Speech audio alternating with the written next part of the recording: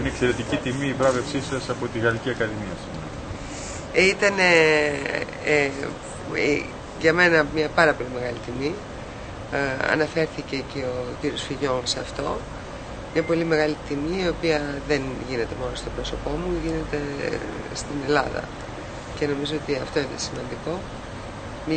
Είναι δηλαδή η πρώτη φορά που γυναίκα μπαίνει στη Γαλλική Ακαδημία ως μέλος από το εξωτερικό. Είναι μια καλή αρχή.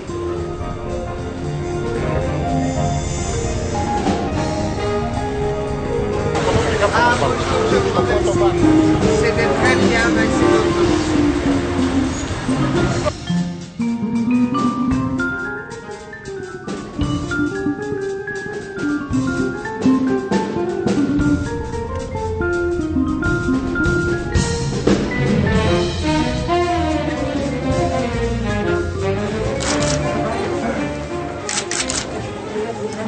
Alors, qu'est-ce que je fais avec ces filles?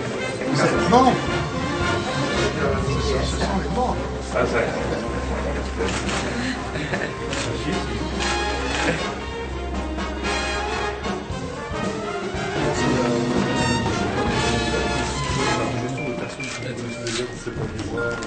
S'il vous plaît.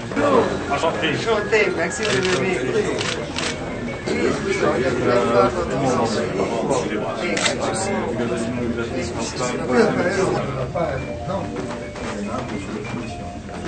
J'ai demandé ce qu'on va faire.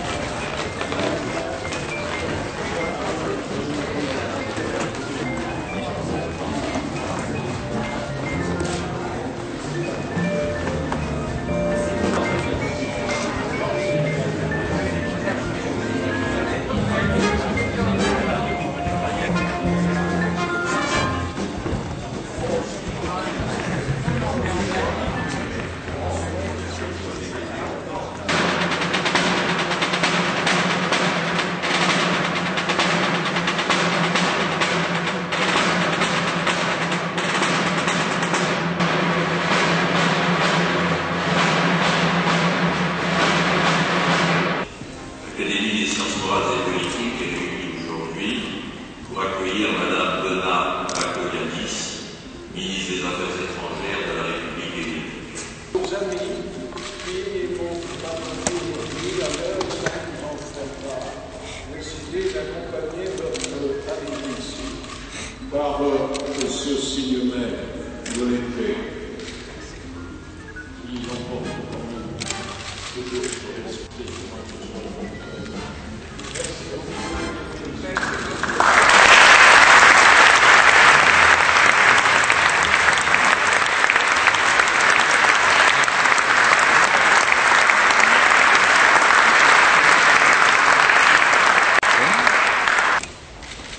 Monsieur le ministre, Mesdames et Messieurs les ambassadeurs, Monsieur le Premier ministre, Monsieur le Président de l'Académie des sciences morales et politiques, mon confrère, Monsieur Perret, Monsieur le Chancelier de l'Institut de France, Mesdames et Messieurs les secrétaires perpétuels, mes chers confrères, Mesdames et Messieurs.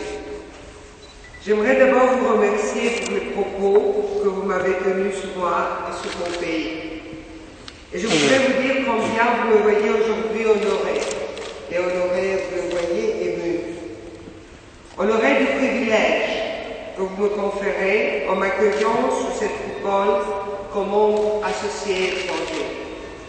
Honoré aussi d'être la première femme à siéger à côté de personnalités et d'esprits aussi illustres.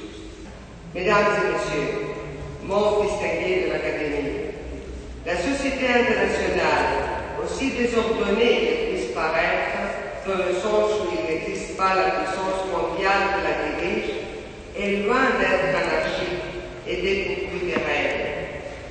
Il existe un cadre important de principes et de valeurs décrivant le comportement international acceptable et activant les mécanismes collectifs lorsque les principes sont enfreints.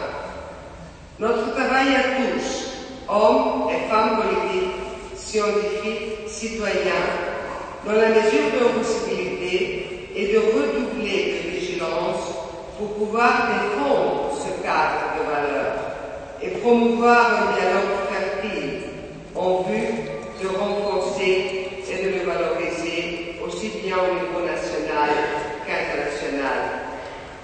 Je suis certaine qu'il n'est pas d'enceinte plus adhérente à ce dialogue que les académies comme la nôtre, qui depuis des siècles constituent un espace de réflexion et d'échange entre les représentants les plus importants de l'esprit européen. J'aimerais réitérer combien je suis honorée de me trouver parmi vous aujourd'hui et vous assurer que je ferai tout ce qui est en mon pouvoir pour être à la hauteur de cet honneur. À cet honneur s'ajoute, comme j'ai déjà dit, une très forte émotion. La France tient en effet une place privilégiée dans mon cœur. Je me suis retrouvée dans ce pays à une époque très difficile pour ma famille et pour moi-même.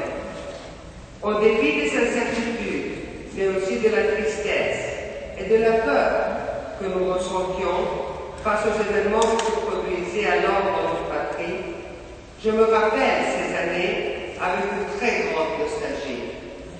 Des années riches, car des années de rencontres. De rencontres avec un mode de vie et de pensée français qui m'ont accompagné tout le restant de ma vie, sans lesquels je ne serais pas la femme que je suis aujourd'hui.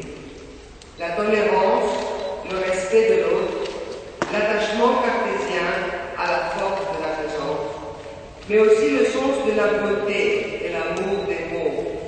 Dans un pays qui, je ne saurais ne pas le mentionner dans ce bâtiment, a produit une des plus belles littératures du monde. Venu à l'époque en France, en tant qu'exilé, j'ai trouvé une seconde patrie, une patrie destinée, une patrie que je n'ai jamais vraiment quittée. Je vous remercie.